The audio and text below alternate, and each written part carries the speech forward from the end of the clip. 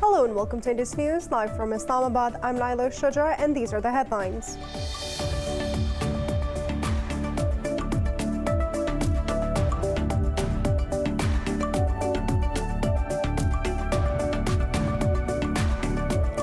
Washington has reiterated its commitment to continue improving the U.S.-Pakistan relationship. In a phone call with Pakistan's Army Chief General Qamar Javed Bajwa, U.S. Secretary of Defense Lloyd Austin discussed the mutual goals of security and stability in the region. They discussed the ongoing situation in Afghanistan and the bilateral defense relationship more broadly.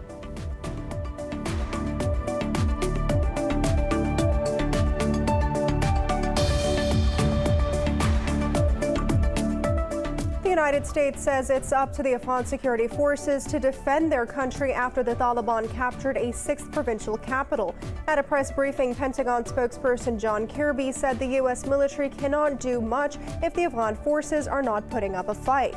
Meanwhile, U.S. Special Envoy Zalmay Khalilzad is heading to Qatar to press the Taliban to stop their offensive.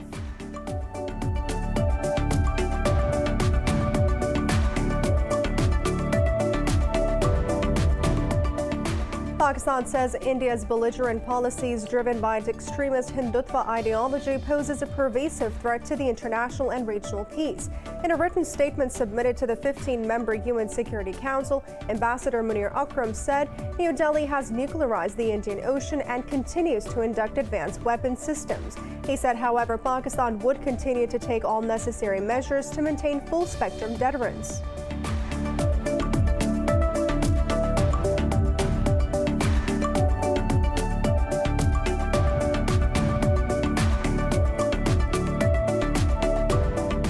North Korea has warned that the United States and South Korea will face even greater security threats for going ahead with the scheduled joint military drills. Supreme Leader Kim Jong-un's sister, Kim Yo-jong, denounced the drills as the most vivid expression of Washington's hostile policies towards Pyongyang.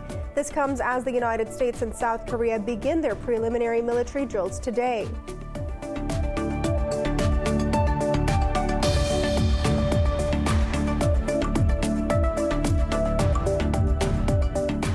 Brazil's daily COVID-19 cases and deaths continue to drop as it reported over 12,000 new infections and over 400 fatalities. In Pakistan, 86 more people have lost their lives to the virus, while nearly 3,900 tested positive in the last 24 hours. Globally, the virus has claimed more than 4.3 million lives and infected over 203 million people so far.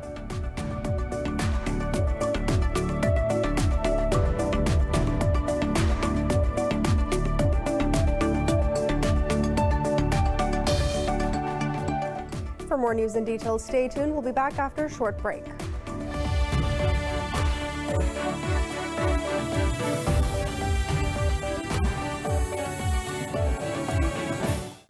Welcome back. Washington has reiterated its commitment to continue improving the U.S.-Pakistan relationship. U.S. Secretary of Defense Lloyd Austin spoke with Pakistan's Army Chief General Qamar Javed Bajwa over the phone. In a readout of the phone call, Pentagon spokesperson John Kirby said Austin and Bajwa discussed the mutual goals of security and stability in the region.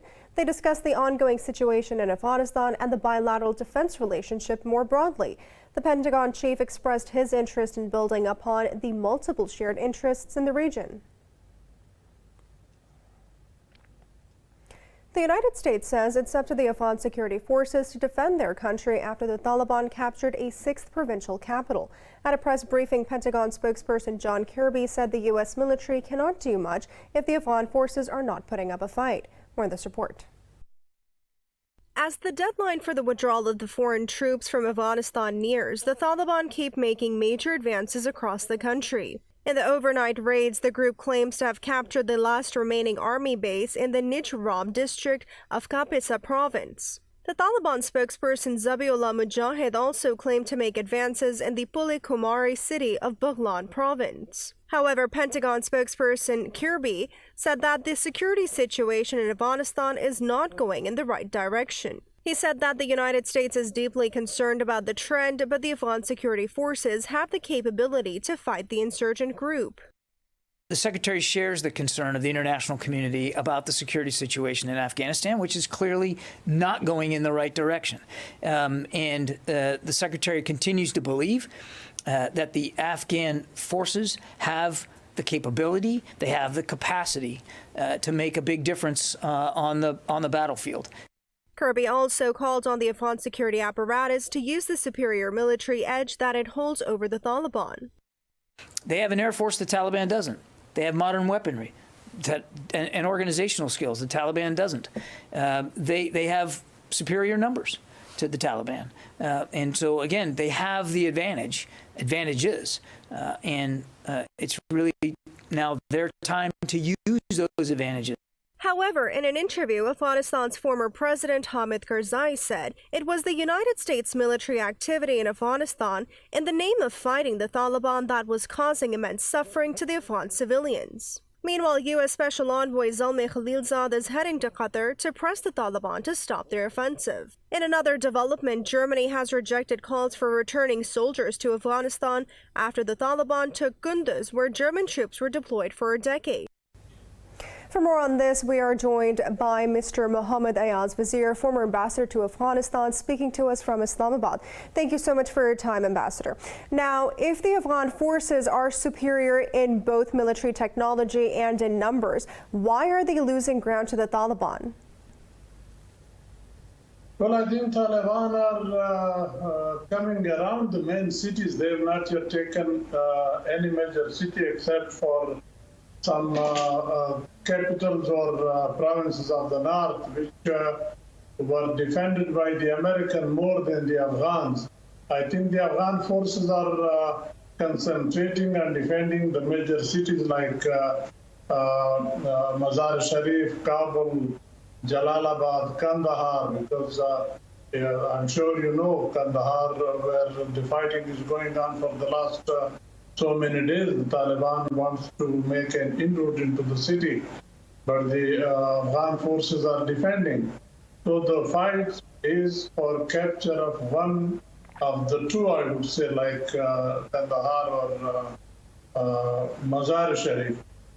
But now that the Americans have come in with heavy bombardment, and I believe still more have to come, the use of drone and other weaponry that they have to push the Taliban back or reduce their attack on Ashraf Ghani's government, that is yet to come. But we have to see what happens. Now, Mr. Wazir, is this statement by the United States that it's up to the Afghan security forces to defend their country a clear indictment of the Kabul administration? Yeah, well, true, the Afghan forces have to defend. In fact, they were defending even when the Americans were sitting in Afghanistan. The front line or the first line of defense were the Afghan soldiers fighting Taliban. The Americans were simply giving them air cover. Now, it is 100% for the Taliban that way. Sorry, for the Afghan troops to defend their country against the Taliban. With the U.S. gone, obviously it is for them to defend themselves. All right. Now, Ambassador, the United States envoy Zalmay Khalilzad is once again on a mission to pursue the Taliban to stop their advances. What leverage does the United States have on the Taliban, and what can Washington offer them? Well, the agreement between the two in Doha was obviously for not killing each other, but that I think was limited till the withdrawal of the Americans from Afghanistan. And at the same time, if we look at the deal that the American made with the Afghan government while they were making with the Taliban in Doha, the agreement made with the Afghan government was that the U.S. will provide security to them. And even before that, if you recall, when Ashraf Ghani took over, the first thing that he did in 2014 was to sign a defense deal with the American, which his predecessor, Hamid Karzai, has refused to sign. So under those deals, the Americans are bound to defend it. They have said it openly that we are taking our soldiers out of Afghanistan, but we are not abandoning Afghanistan. Obviously, they are they are there. I mean, the American, as they say, are neighbor of every country. They are everywhere. They are close by. They are in the sea. They are in Doha and in other close by countries. They have the capability of flying their B-52s up to higher than 80,000 altitude, where I don't think any country in the region is capable of stopping them from there. So if, as they say, they start bombing from the sky, then what can anyone do? All right, Mr. Mohammad Ayaz Wazir, former ambassador to Afghanistan, thank you so much for speaking to Indus News. Pakistan says India's belligerent policies driven by its extremist Hindutva ideology pose a pervasive threat to the international and regional peace. In a written statement submitted to the 15-member UN Security Council, Ambassador Munir Akram said New Delhi has nuclearized the Indian Ocean and continues to induct advanced weapon systems. He said, however, Pakistan would continue to take all necessary measures to maintain full-spectrum deterrence. Akram urged the international community to realize that a military conflict in South Asia could endanger stability in the entire region, which is key to global peace, security, and trade. North Korea has warned that the United States and South Korea will face even greater security threats for going ahead with the scheduled joint military drills. This comes as the United States and South Korea begin their preliminary military drills today. Supreme Leader Kim Jong-un's sister, Kim Yo-jong, denounced the drills as the most vivid expression of the United States' hostile policy towards Pyongyang. In a statement, Kim said that the exercise threatens the North Korean people and raises tensions in the region. She termed Washington's talk of diplomacy a hypocritical cover for aggression on the Korean peninsula. The North Korean leader noted peace will only be possible if the U.S. dismantled its military force in South Korea. She said Pyongyang will boost its absolute deterrence to counter the ever-increasing U.S. military threat. The United States has warned Iran that it will have to pay a price for a deadly attack on the Israeli-operated tanker off the coast of Oman. U.S. Secretary of State Antony Blinken was addressing a meeting of the UN Security Council on maritime security. Blinken said that Iran's provocative behavior threatens freedom of navigation and international shipping. He urged the international community to hold Iran accountable for its actions. The top U.S. diplomat warned a failure to do so will fuel impunity and embolden others to disregard the maritime order. The United States has slammed Iran and the Houthis for prolonging the Yemen crisis. U.S. Special Envoy to Yemen Tim Lenderking said that the militia is preventing a ceasefire through their offensive in the Marib region. Talking to reporters, Lenderking accused Iran of backing the Houthis, saying it is not ready to play a constructive role. He termed the situation in Yemen dire and one of the worst humanitarian crises in the world. However, he announced to provide $165 million in new humanitarian assistance for the country. He said Washington is supporting efforts to prevent famine, which is becoming a very real threat. Russia says the U.S. armed forces have no legal mandate to stay in Syria. The Russian embassy in Washington responded to a tweet by a spokesperson for U.S. Operation Inherent Resolve, Wayne Morodo. The embassy termed the United States' interpretation of a UN Security Council resolution ridiculous. It called on the relevant U.S. authorities to review the resolution thoroughly. Earlier, Morodo tweeted that the U.S. forces are stationed in northeastern Syria under international law. Syria views U.S. military presence as an occupation, as they enter the country without an invitation from the government. Russia and China are holding a large-scale military exercise in north-central China involving more than 10,000 troops. In a statement, Russia's defense ministry said that the Cebu Cooperation 2021 drills aim to strengthen Russian-Chinese ties. It said that the drill will demonstrate the ability of both sides to fight terrorism and jointly protect peace and stability in the region. Moscow sent Sukhoi Su-30 SM fighter aircraft, motorized rifle units, and air defense systems to the exercise. Russian media said that the drills taking place until Friday mark the first Russian soldiers would use Chinese weapons.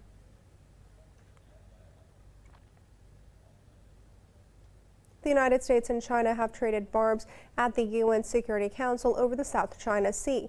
Both sides leveled accusations and blame each other for the threatening peace and stability in the region. Addressing a meeting on maritime security, China accused the United States of stirring up trouble by sending military vessels and aircraft into the territory. Beijing's deputy envoy to the United Nations, Dai Bing, called the United States' biggest threat to peace and stability in the South China Sea. Earlier, U.S. Secretary of State Antony Blinken warned a conflict will have serious global consequences for security and commerce. Blinken said Washington is concerned over what he called provocative actions to advance unlawful maritime claims. It's now time for a short break. Stay with us.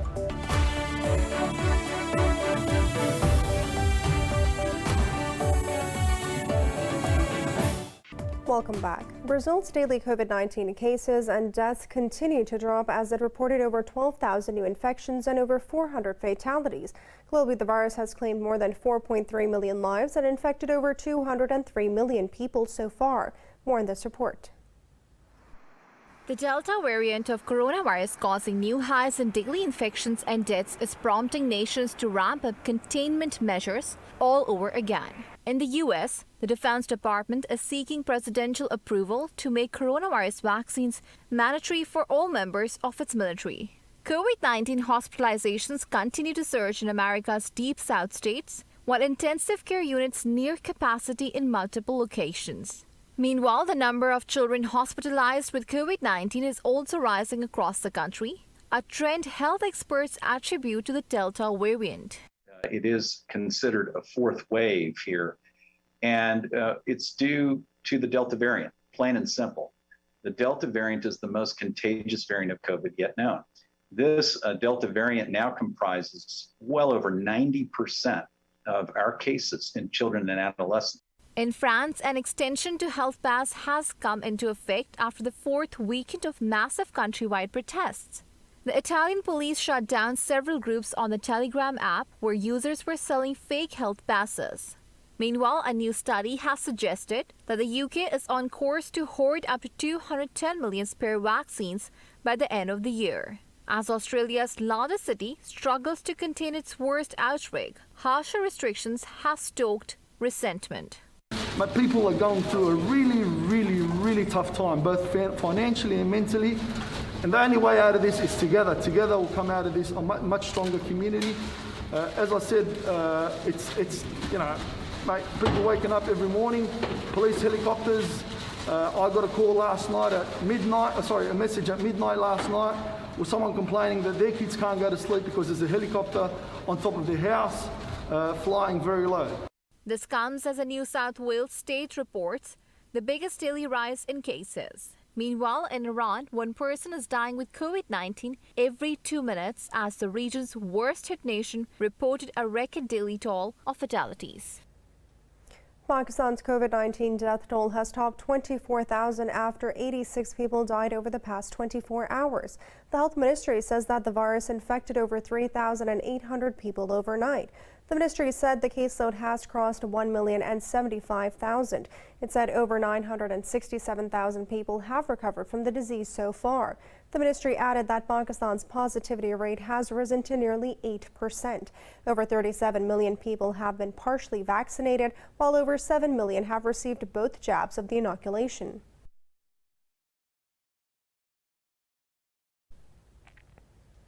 Pakistan's Prime Minister Imran Khan inaugurated the ship lift and transfer system at the Karachi shipyard. Addressing the inaugural ceremony, the Prime Minister said Pakistan must end resilience or reliance on imports and attract foreign investment. He said his government has taken important steps to end money laundering. The Premier added that Pakistan is on the path to achieve prosperity. He also lauded Chief of Naval Staff Amjad Niazi for taking the initiative to launch the ship lift and transfer system.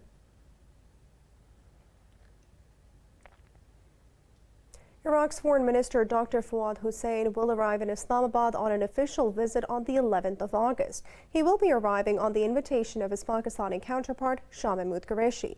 The Foreign Office said the two will deliberate on bilateral relations and cooperation in various fields. It added that the Iraqi Foreign Minister will also call on the Pakistani leadership.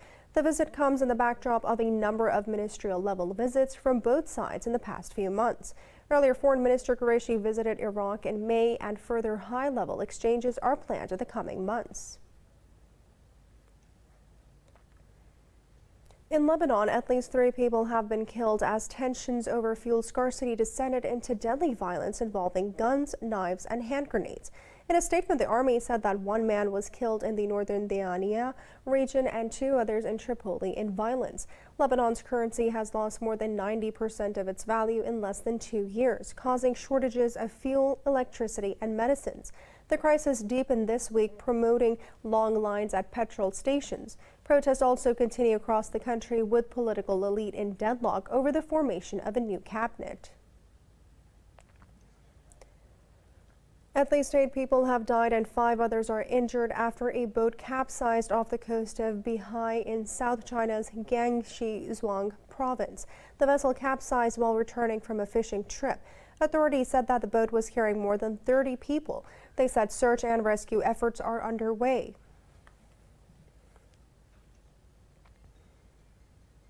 Smoke from raging forest fires in Siberia has reached the North Pole for the first time in record history. Russian authorities said that the situation in the region, also known as Sakha, continues to deteriorate. More on the global wildfires in this report. From Siberia to Peru, wildfires are raging in several places worldwide, with hundreds of lives lost and thousands evacuated. Many parts in southern Europe have been reduced to ashes amid the region's most extreme heat wave in 3 decades. Blazes in the 2 districts of Turkey's southwestern Magla province are still not controlled after over a week. The European Union has mounted one of its largest firefighting operations ever to fight Greek and Italian fires. In Italy, the Civil Protection Authority warned of more fires as temperatures in parts of the country reach 45 Celsius. Meanwhile, Greek Prime Minister Kyriakos Mitsotakis apologized for failings in tackling the fire. This came as hundreds of protesters gathered outside Parliament over the government's handling of wildfires. There is a lot of rage in the public because the government has not staffed the forest fire brigade puts out fires in the forests and not the regular firefighters, but they dismantled them, and this is why we are burning now. Infernos are also sweeping across Bolivia's eastern lowlands, threatening thousands of hectares of land with rich wildlife. In the U.S., firefighters continue to tackle California's Dixie Fire, which is now the 2nd largest in state history. Peru's Cusco is burning as well, with winds whipping up fresh flames as soon as they're put out. This is now an extreme case. It is put out and then it is reactivated with the wind. We want it put out once and for all. Bring in the helicopter, put it out with water so that the fire is not reactivated again. Because later on, at around 1 to 3 p.m., the wind will start up and will reactivate the fire again. Africa is also not spared from this global scourge. In Algeria, 4 people have died and 3 are injured in fires in mountainous areas east of the Algiers. Europe's tallest active volcano in Italy, Mount Etna, puts on a spectacular display of lava during an eruption. More in this report.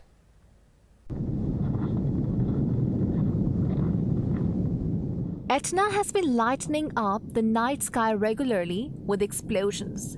Lava fountains and ash plumes, dazzling onlookers and waking up locals with its roars.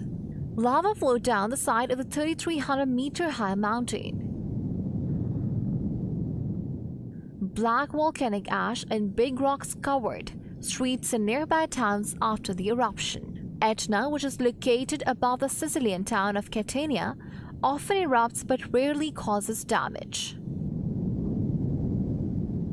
The camera team filming the images said eruptions continued for more than 5 hours. It is believed to have the longest written record of eruptions than any other volcano, with its first recorded observation going back to 425 BC. Although the eruptions themselves do not put the local population at risk, residents do have to live with the ash showers.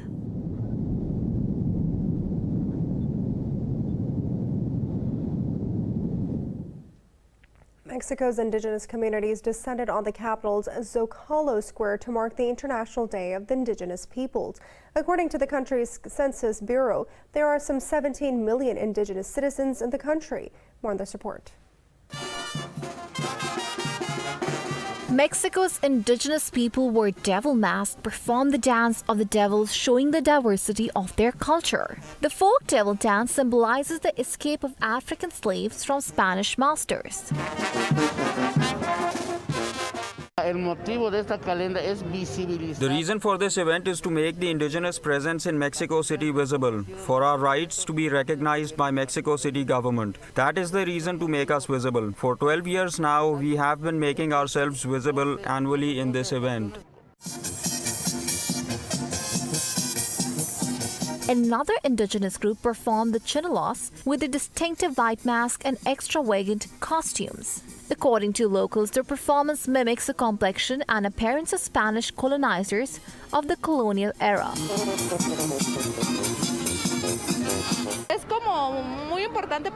It is very important for us, and especially in Mexico City, because it's losing a lot of its culture. Children don't want to speak an indigenous language because they are embarrassed. So this festival is for that, so that children don't feel embarrassed. It's culture. To preserve what we have to look after it. Although Mexico has adopted the UN declarations on the rights of indigenous people, the country's indigenous people are among its most vulnerable. According to Mexico's National Council for the Evaluation of Social Development Policy, nearly 70% of the indigenous population lives in poverty.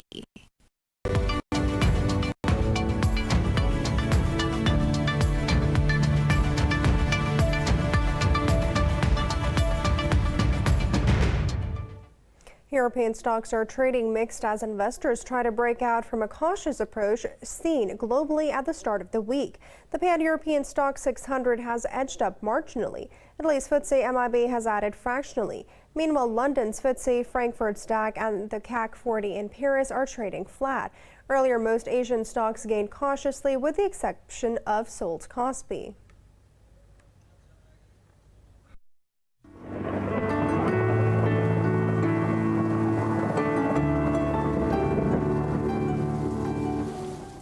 Thank you. We're going to start with Abu Dhabi, where weather is expected to be extremely hot with temperatures rising to 46 degrees Celsius. While in Amsterdam, temperatures are at 21 degrees Celsius with few raindrops. If we head to Ankara, there is clear weather with temperatures at 29 degrees Celsius. Moving down under to Auckland, the temperature is chilly at 15 degrees Celsius with thin layer of clouds covering the sky.